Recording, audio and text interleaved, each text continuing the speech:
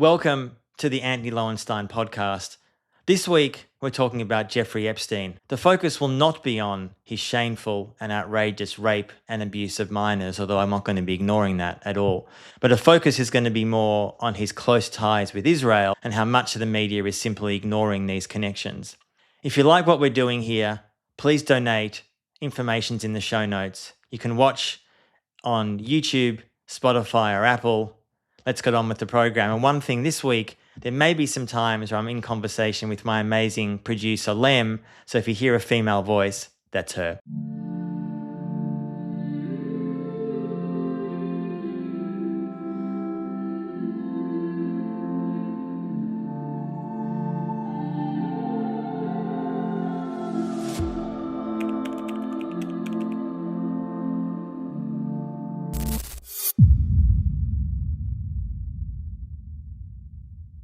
As a journalist for over 20 years, I've often ignored the Jeffrey Epstein case. Not because his story is not interesting, not relevant, he was a hugely powerful man, but I just haven't really looked into it. And I guess there's a few reasons for that. For so many years, there were so many conspiracy theories around Epstein.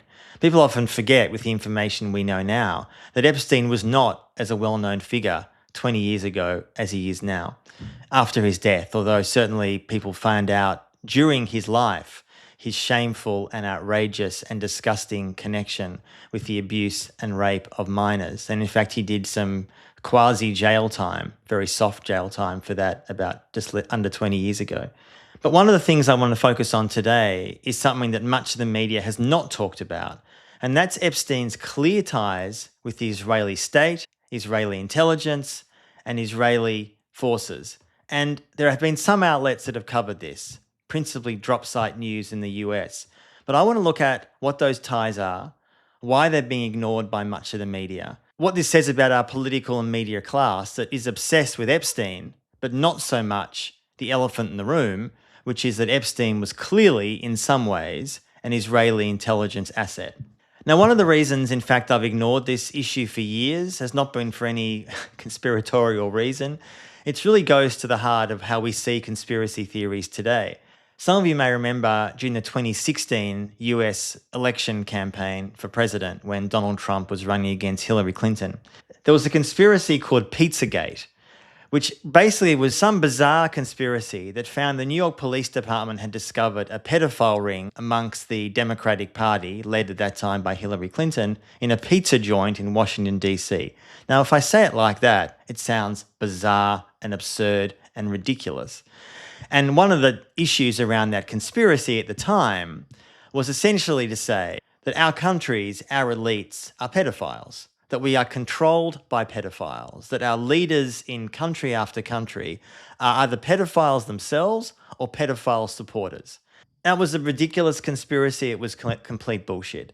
But what I think that has led to 10 years later is the Epstein files. What we've seen in the last months since Donald Trump has come back to power, although we still are missing, by the way, 3 million documents that have not been released about Epstein, is an incredibly dark reality of Epstein's connections to pretty much every global issue for the last 20, 30 years. He died in 2019, allegedly by suicide, but there's clear questions about whether he was potentially killed in prison.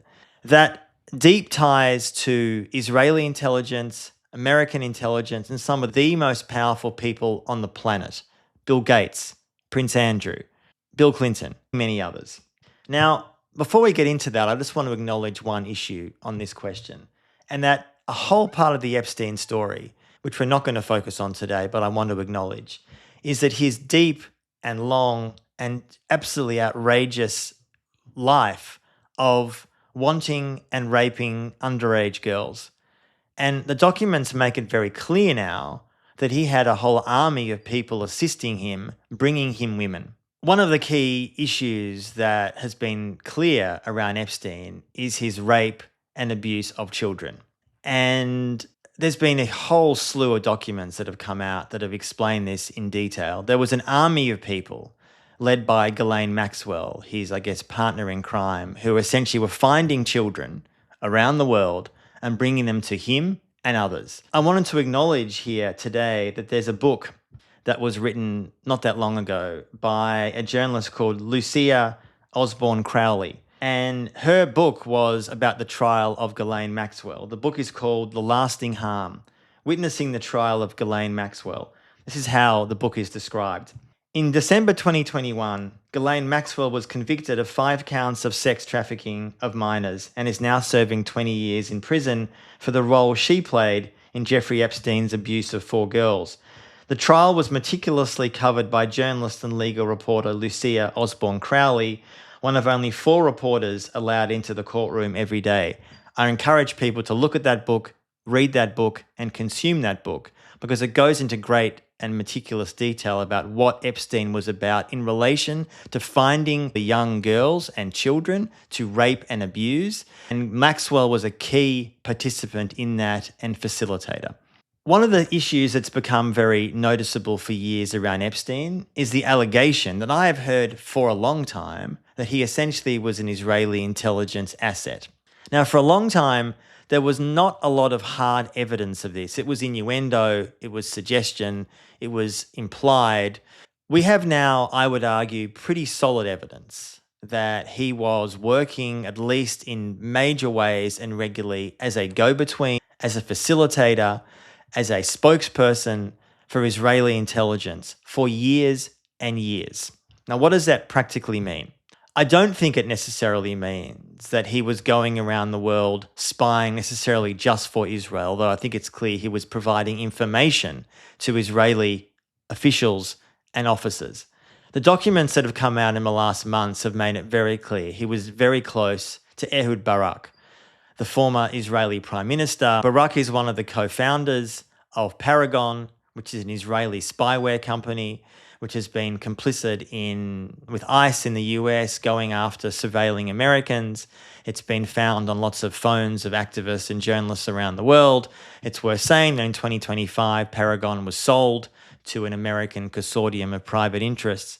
So Barak has been very involved in the surveillance and defense industry for a long time, but the documents show a deep and long relationship. Now, it's worth saying, for the record, Barak was asked about this recently by the New York Times, and he denied having any underhand relationship. He didn't deny knowing Epstein, but suggested it was all above board. Mr. Barak, you are mentioned repeatedly in those emails as a close associate of Jeffrey Epstein. Your aide spent a lot of time in Epstein's house. So I just want to ask you very bluntly, did Epstein ever traffic a woman or girl to you or offer one to you? No, never. I now deeply regret having any association with him, but at the time, during my occasional visit to the United States, I was sometimes participating in a breakfast or a lunch or a dinner at his New York townhouse together with respected American public figures. However, not any point in my dealings with him I did ever witness any improper behavior, and certainly I never participated in anything like that. Now, what's been remarkable watching this is Nicholas Kristof, who is a columnist for the New York Times, asked this question to Barak recently, and there was no follow-up. There was no question about, hang on, Mr. Barak, there are literally documents that prove that you were assisting and facilitating work for Israeli government and defense contractors around the world, from Mongolia to the Ivory Coast in Africa. These documents have been covered extensively by Dropsite News, a great publication in the US, where I published a podcast series based on my book, The Palestine Laboratory. Now, I encourage people to find these articles and read them and consume them, because what they show in detail is that Epstein really was almost a spokesperson for successive Israeli government ministers and government contractors in an aim to get business, to bring Israeli influence and surveillance companies and defense and arms to nations all around the world. When you say business, what do you mean by he's introducing business to Israeli prime ministers? And why do you think it was in his best interest to do that. Where did that relationship start? So, a question that's often asked about Epstein is two things, really. One, how did he get so much money? He was a massively wealthy man. It's not entirely clear over the years that he had a normal job. So, how did he make all this money? And secondly, how did he find himself in this position? How was he one of the great facilitators and go to people between himself and countless leaders around the world? And we have lots and lots of documents showing this now. Both the documents that were released recently by the Justice Department of the Trump administration, but other leaks that came out last year. It seems pretty clear that someone like Epstein is really at the heart of what this issue is about, namely how the super elite and wealthy work and negotiate with each other. They do not play by the rules. There are no rules when you are Jeffrey Epstein or Bill Clinton or Bill Gates. Now, it strains credibility that people like Bill Gates or Clinton, who deny having any knowledge about anything to do with Epstein's more shameful acts of child rape. Now, I'm not in a position to prove that these people knew about those crimes, but certainly to me it strains credibility. They had no idea. And I think in a way Epstein made himself invaluable to so many global leaders, from Saudi Arabia to Mongolia to the Ivory Coast and beyond.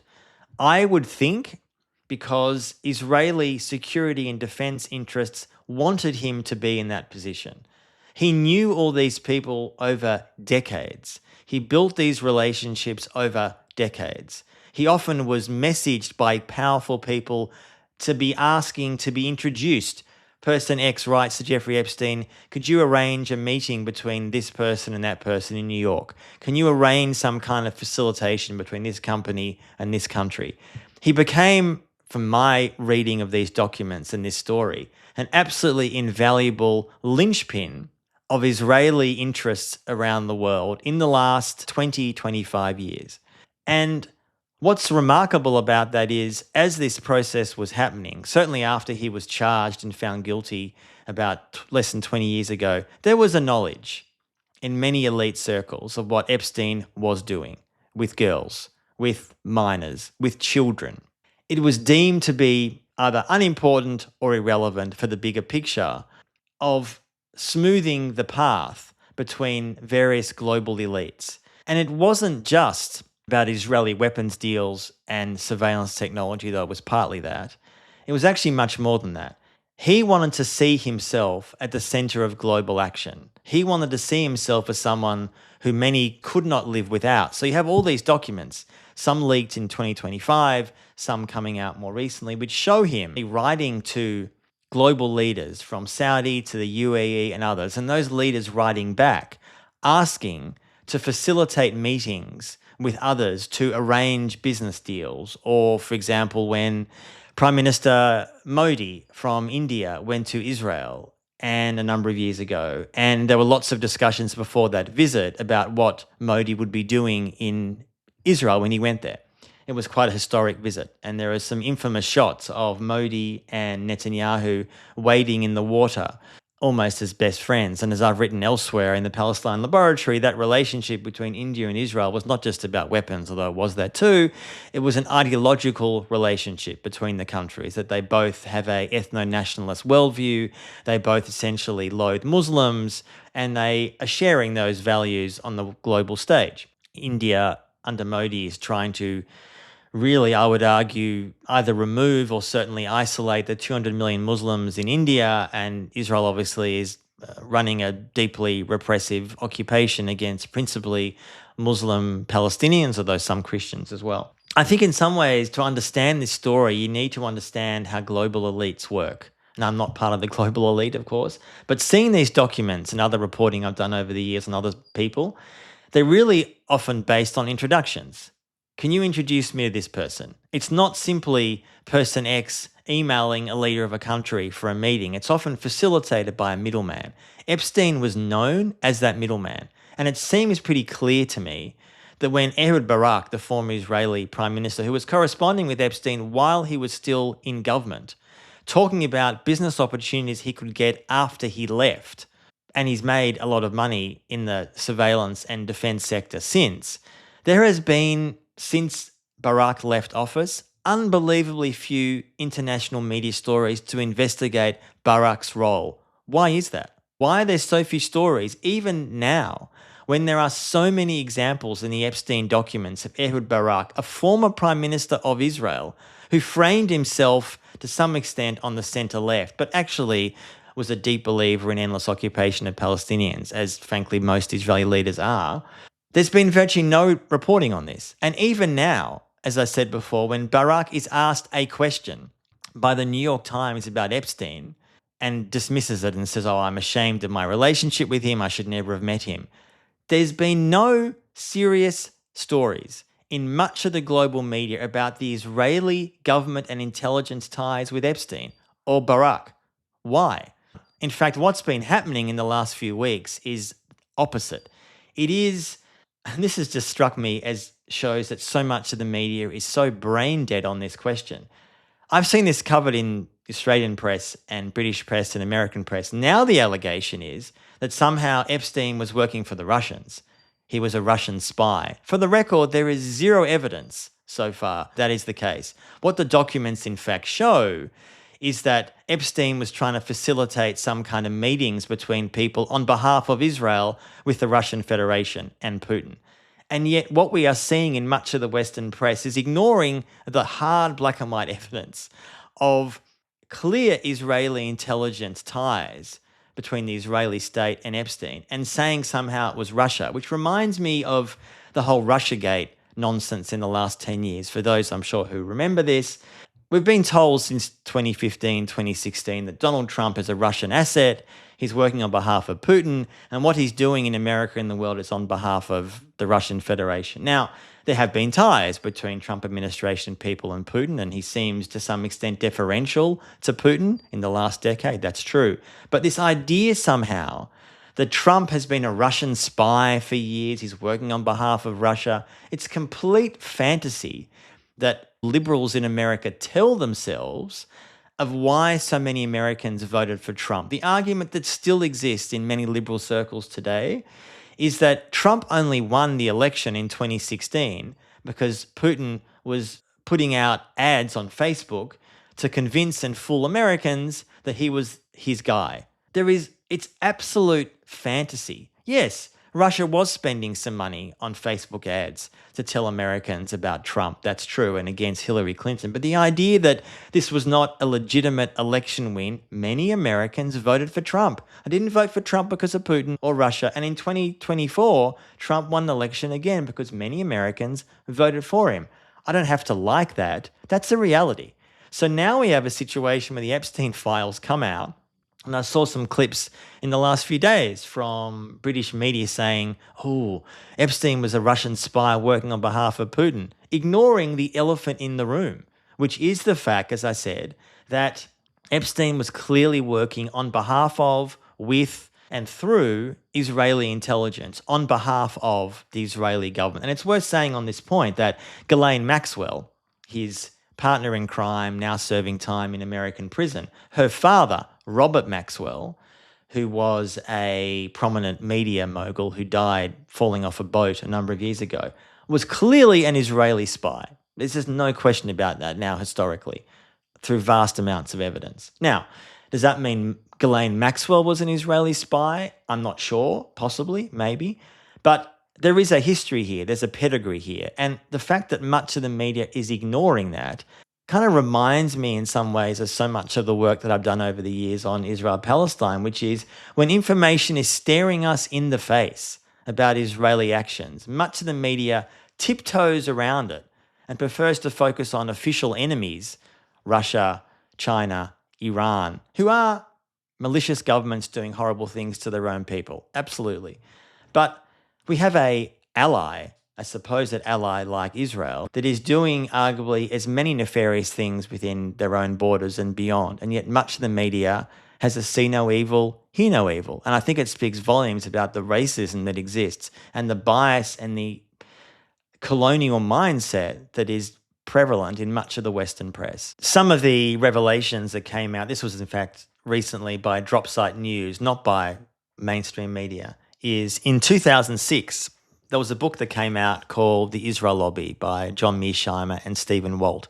It started off as an article, then became a book written by two American academics. Essentially, the book was about how the role of the Israel lobby is influencing, pressuring in a negative way US foreign policy. Now, you read it now, 20 years on, it's a very sober, pretty undeniable thesis. I have read the book at the time. I've interviewed John Mearsheimer, who's still a prominent academic. And documents have come out that showed that Jeffrey Epstein had worked with Alan Dershowitz, his lawyer at one point, a prominent pro-Israel lawyer, to smear Mearsheimer and Walt, the authors, as vile anti-Semites. And that narrative was very powerful in 2006 and 7, that somehow the only reason you would talk about the Israel lobby was if you were essentially a Nazi. It's an absurd argument. And Mearsheimer and Walt are not extremists. They're actually pretty conservative guys who are simply saying there's the role of the Israel lobby. Now, it's hard to imagine if that could really fly 20 years on, or at least there is some sane conversation about the malicious role of the pro-Israel lobby. But that was something the documents show. That now, was Epstein doing that on behalf of Israel as a state? I'm not sure. Was he doing it on behalf of Alan Dershowitz, who was for decades one of the key pro-Israel advocates in America? He was working together, documents show that, just trying to smear these authors. So do you think that Jeffrey Epstein had a bit of a colonial mindset as well? Did he share colonial values with Israeli government? It's always hard to speculate about someone's motivation when they're dead, and often when they're alive, they often don't express it. But it's an obvious question, what was Epstein's motivation here? What was his views about Arabs and Palestinians and Muslims and the Middle East conflict? And there's lots of documents now that make it pretty clear that he shared a pretty major colonial mindset. He very much took on the argument of the Israeli right, which has become the Israeli mainstream, which is a belief that Palestinians need to be crushed or isolated or occupied because that's the only way you can maintain a Jewish majority state.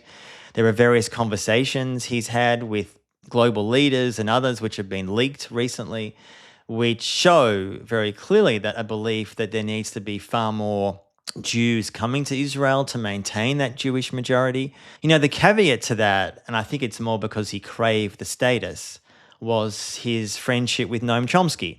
And I do want to talk about the relationship. Now, Chomsky is a famed American intellectual, academic. He's still alive in his late 90s. I know Chomsky. I've met him in the last 20 years. He's endorsed a few of my books. I've deeply admired his work over the years. We're not at all best friends, but I've known him for a number of years. And there were some documents that came out a number of years ago about that relationship between Epstein and Chomsky. And it's just for the record, there's no suggestion that Chomsky committed any crimes or went to pedophile islands, nothing like that.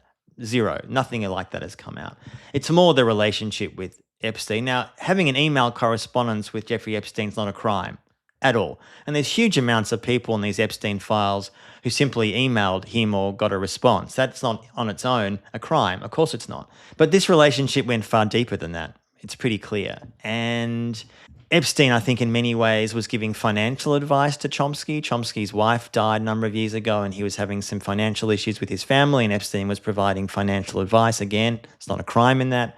What's provided some of the controversy is that as before his death in 2019, talking about Epstein, when it was pretty clear by then that the allegations against Epstein were known, that suggestion of raping huge amounts of children and other abuses, it wasn't 100% all confirmed, but it was pretty known. And there's certain details here that are worth reading about Chomsky's response to that. Epstein writes to him at one point and almost asks for his advice how to deal with the firestorm that was developing around him. And Chomsky says, and I'm paraphrasing here, something like, "I've been used to a life of attacks. The best is to ignore it. There's no way to deal with this kind of thing. People are vultures. They just want to feed on you. In other words, they just want to come after you." But one of the things that he talks about, Chomsky, in these emails, which have come out recently, which has caused, including many Chomsky supporters, a great degree of, I guess you could say, upset and concern. And Chomsky is at an age where he's not able to respond anymore because hasn't spoken for a number of years. He lives in Brazil now, in the final years of his life with his second wife. and I said he's in his late 90s, that he basically mocks the Me Too movement. And again, it's not a crime to do so. You can still say that, say whatever you want. It's a free country. But he mocks this idea of what he calls hysteria around the Me Too movement a number of years ago and compares what Jeffrey Epstein is going through with that. Now, in hindsight, that reads pretty badly. There's no other way to see that. That, yes, you could argue that everyone is due a trial and they're innocent until proven guilty. Absolutely, I believe that to my core. But by the point when Chomsky wrote those emails to Epstein, the allegations against Epstein weren't simply these hysterical women making false allegations. They hadn't been tried in court, some of them, yes, but they were pretty serious. So it's disappointing to read that. Now, Chomsky may have an explanation for that. He was asked about this a number of years ago, and he said, look, I didn't know about most of these crimes. They came out after his death. My sense is that Epstein saw Chomsky as giving him legitimacy. They would disagree on politics because Chomsky's of the left and Epstein seems to be probably of the right, or certainly on Palestine seemed to be deeply colonial and racist. And I think Chomsky saw it as a way to get financial advice, but secondly, to get access to a world, for example, to meet people like Ehud Barak. Now, I don't think Chomsky would have liked Barak, but this idea of getting access to this elite world. Now, again, Chomsky hasn't committed any crimes as far as we're aware whatsoever, and I still deeply admire so much of what Chomsky has done for decades. But it certainly leaves a bit of a sour taste in the mouth, and I hope in some way there's a way to give an explanation for it, although he's no longer going to be able to do that. Maybe his wife will. There is one thing I did want to read, though, that Chomsky wrote to Epstein, and I want to read this email because it's worth reading. And he says, this is an email from June 2015 to Epstein. Chomsky, 40 years ago, Israel was one of the most admired countries in the world. Now it is most disliked. 40 years ago, it was pretty clear, as I wrote at the time, and I was far from alone, that those who call themselves supporters of Israel are in fact supporters of its moral degradation, international isolation, constant conflict, and security problems, and maybe worse.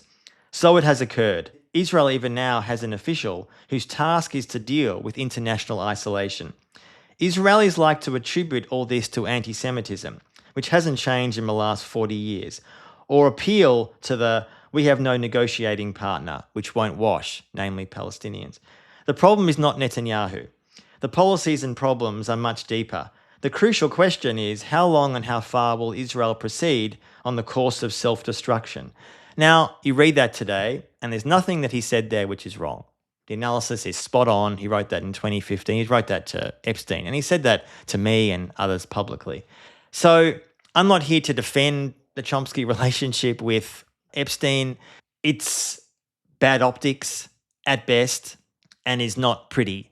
And I suppose in some ways that's slightly separate to the question of whether Epstein was an Israeli agent. Chomsky had been an activist critical of Israel for decades. I sense that both of them thought they could get out of something of this relationship.